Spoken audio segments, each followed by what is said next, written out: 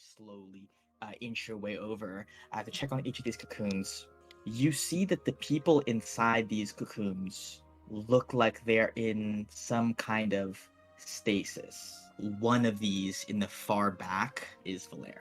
He's just going to lay a hand on her shoulder, try to cast Remove Curse. You watch as like these unraveling, the tattoo, the rune markings all over her, and all 8 of her eyes blink up. I had feared that I would remain in that state for the rest of my existence. My kind has suffered. The wind elves have suffered. That is the nature of Xander's. To have a follower of his in this forest, it worries me for what is to become of this world. She was frightfully powerful. People like her, the people that we're trying to fight against, and people like the Red Wraith. I am infinitely grateful. You guys are able to rest peacefully. Each of you dream a little dream. Ruby, you dream of that small cavern of the ground, rumbling of everything around you, shaking, wondering if you'll be able to make it out of this place alive. You dream a dream of helplessness, of being detached from something good, and you come awake from it. Alok, you see yourself back in a small library. You had spent a lot of time in as a child. For most of your dream, this like little hooded figure steals a book from one of the shelves. It's like running around, and you have to spend the entire time like chasing them. The face turns towards you, a halfling woman, and her eyes are pure white. You see the amulet around her neck, and she runs and disappears into like the ether of the dreaming world. Gallet, you feel a hard clap on your back, and you hear a voice go, "Come on now, you gonna sleep all day? This is the best part." And you see Aliceris, and you watch as the dolphins start breaching out of the water. And I think you realize that you have control here in this moment. Been a while since we've been able to do this, hasn't it? It's been going well, man. I think I'm really doing better. Made some friends. That guy. Really? Yeah, they're nice people. I wish I'd had more time. We can have more time later. I can make the time later. I forgive you, for everything. I know you're the type to. You're too perfect. I believe that there's such a thing. Nobody is perfect. Nothing really is. I think that the few things that are perfect in the world are cursed to be fleeting. Otherwise, how could our time together have come to an end? She's pleased with you, My time is limited, so I wanted to give you something. And holds it towards you. And you see it is a small glass sphere that seems to be filled with seawater. It's a memento, a little keepsake for when my life turned around for good. His fingers suddenly shrivel up. It travels up his arm through his body as he kind of wrinkles up as if he's like decaying right in front of you. "No! You said I would have more time! You promised!" And then he vanishes. Rising up is Calypso. And for the first time that you've seen Calypso, you see that there are chains on her arms and on her legs that trail down into the ocean. The sphere that Aliceris has gave you crashes into the floor. I need you to grow, Galatabate. So many have tried for you. So many have failed. You show potential. I need you to fly so high that the great storm itself couldn't strike you down. But remember where it is you get your gifts. You startle awake from the dream. Is the orb in my hand? The orb is in your hand. Wait, what? Okay. What happened? And It was a dream of us just talking back on the ship.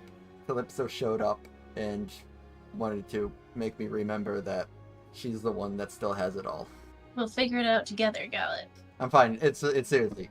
I'm fine now, guys. Are you sure? You're okay. Yeah, no, it's hey, I got something from that's this was a net positive. Gallet, Yeah. I hope you really are feeling okay. And if you're not, you can talk to any of us. When we get I have when the we have the moment. credentials. That's true. We have our therapist right there. The Silk Mother returns. The cloaks which I weave from my silk require extensive training to learn how to use, but being in possession of them can have its own benefit. I have bequeathed one to each of you. Gallet and Alok, you guys get kind of sash-looking ones. Ruby, you get kind of a small quarter cloak-looking one. I'm gonna use it like a sash on my hip. I'm gonna go with a scarf. For Alok, it can give you one of two effects. Once per long rest, you can either increase your walking speed by 15 for a full minute, or triple it for 1 turn. It is a free object interaction. For Gallet, your little sash, you now have proficiency in dexterity saving throws. As well, once per long rest, you get a free cast of either the spell Gust of Wind or Featherfall. Suma, your sword, that is also a +1 sword to both to hit and to damage. Once per long rest, when you attack with the sword, you can force your target to make a strength saving throw. On a failure, they are knocked prone and are dealt 2d6 force damage. You may transform it into a fan and use it to attack as a bonus action, using the stats of a dagger. Ruby, something very different happens when you put on your cloak. Streaks of lightning run through the cloth, like a storm bound in silk. It will let you cast the spell Thunderstep once as an action per long rest, without expending a spell slot. As well, if you don't already have it, it will grant you proficiency in dexterity saving throws. You guys walk over to the cocoon, which you know holds Valaire. Alok, as Valaire passes, you're That's a no. Ruby, you have a minute, you approach her, and you cast Revivify. Gust of wind whipping around both her and you as she looks up, the flask still in your hand over her mouth. You fought her, and you won? Oh, easy peasy lemon squeezy. No damage on our part. Incredibly impressive. Work for us and you can get your brother back. It's about that simple. What do you mean? Long story short, a genie has trapped him. The only way the genie will let go of him is if the Red Wraith dies. And our current objective is kill the Red Wraith. So we have to defeat the Red Wraith, is that what you're saying? That's the very simplified version, yes. But I will do it my way. I never wish to step foot on that ship ever again. What will you do instead? During the first storm, the world relied on the Village of the Wind to save it. It will need us again, and when it does, I promise you will have all of us. With any luck, you'll have Palestrom too. Do you want me to, if I ever get to talk with Alice, do you want me to tell him something? You can talk to him? It's not my decision, but there are times. Was he always perfect?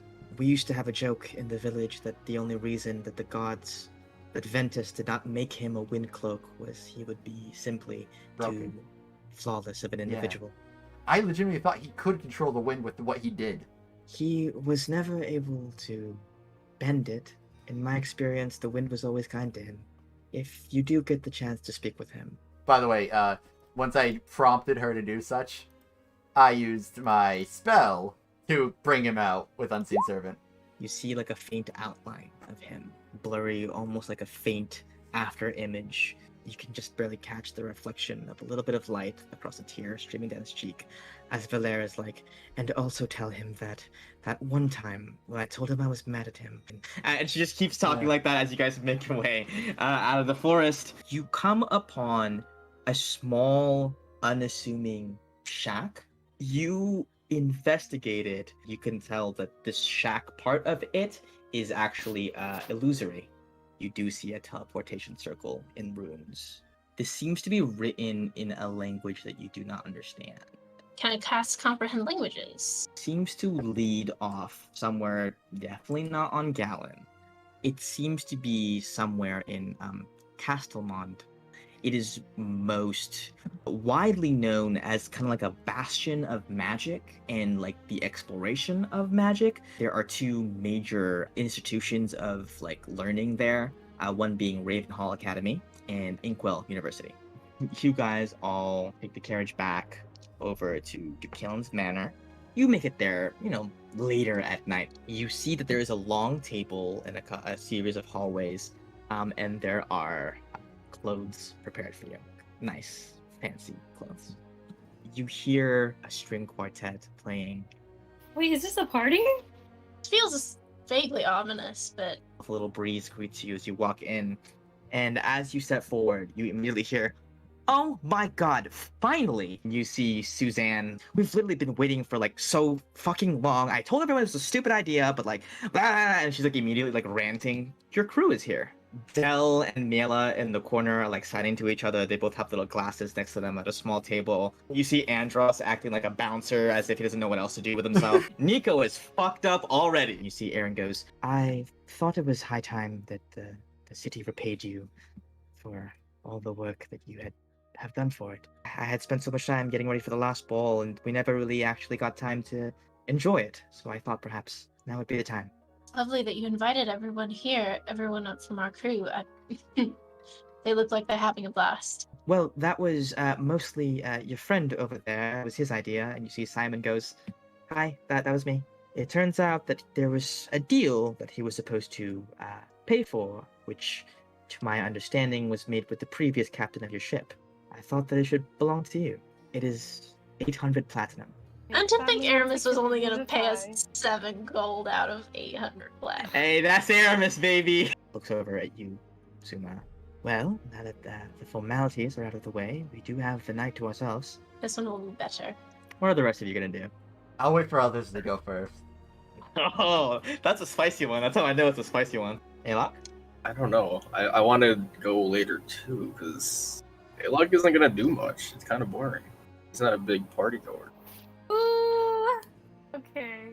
Hey, Alok, you like Miela, right? You know, it's just being nice and giving her a teddy bear. You know, it can be interpreted however you want. Hey, there's a nice party here. Don't you want to go dance with like Suzanne or something? Oh,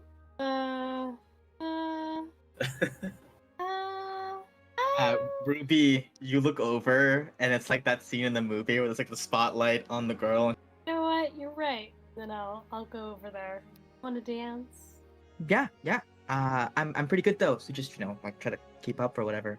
Okay, yeah, I'm really bad at dancing. You'll have to teach me. And as you begin to dance, you feel her hand briefly drift up to your neck and to your cheek. Her hand on your skin is warm. Alok and Gala, what are you up to? Well, one of the things I have planned will affect Alok. So I guess I'll go Oh first. boy. You never want to hear that from Tyler. And he'll walk towards the table that holds Miela and Della. And Okay. he'll put all 4 drinks down, 2 of them being milk, and 2 of them being ales. He'll slide the 2 milks to Miela. Look, he's not gonna ask it. He's had it rough out there, and he does not open up to me. You see Miela's eyes look like terrified, and she kind of walks over towards the corner where Alok is. Dell kicks the chair towards you, slides you the ale. Well, it's about time, right? I think he needs something, and I think she needs something too. We'll see about that. If I find out that his intentions towards her are anything less than... He is the most I will cut gentleman- him. I understand. He is literally the safest, blandest guy on the team. Look at what they are bringing, what she's bringing to him. It's milk. Never even had alcohol. Oh my god! I had initially agreed to bring everything over this way because I thought Gallon would be a better home for the Cork and Cove than Lagan was. Hearing all this talk about the Red Wraith and storms coming, it kind of feels like there's no safe place anywhere for her or the bar. I think we're gonna keep traveling on the Reaper. If that's still alright with you? I'd be so happy. Next round's on me. We're getting fucked up tonight! Yeah! Alok, over in the corner. You were so intently focused on making sure Ruby's not up to anything dastardly. Eventually, you see a little shadow creep towards you, set a glass of milk down, and then kind of wave right into the journal. With both hands, just gives you a glass of milk. Thanks, and he'll take it. She nods, then she grabs her glass of milk, and then she just leans against the wall next to you, maybe a foot or so apart. Like has no idea what to do. He just drinks the milk. Just the 2 most awkward The most people in awkward. the universe. You watch as she very sways instinctively to the sound of the music that is being played. You guys never fully are able to tell each other, hey, do you want to dance? I do think after a little bit, he'd maybe just start telling about the adventure that they went on. And I would like to end with my 3 bits. What do you call espionage on a silk string? A spider! What did the surfer say to the giant wave coming towards him? High tide! Aidlock's clapping instinctively just to support his bro. What do you call a couple of brigands? A couple of nobodies? A couple of fools? That shanty, that party, and that fight for each other. A family! Thanks for the party! Aw. Everybody raises a glass. Alok and Mela, you guys can raise a glass of empty milk. Suma, you were there with Aaron, and Aaron goes, "Good grief, he is extremely drunk. He'll be fine. This is a much better bowl than the last one, I think. This was a lovely evening. Thank you. Every storm deserves a calm before it." We're gonna zoom up, out and away from the ballroom as Alok and Miela stand awkwardly in a corner, talking, signing about their what's been going on in their lives lately. Suma and Aaron, take turns either waltzing or like having a conversation, taking a stroll. And Suzanne and Ruby just dance. And we're gonna zoom up, and away from that, as kind of several huge threats have been extinguished in this corner of Ela over the past week or so.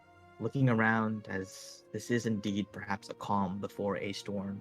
In the next days, you are to discover, begin your preparations for your next destination. Thank you all for a great session. So we're gonna leave off. This was the introduction season. It will get more involved with everything in the next season, and that's when we talk to what is it?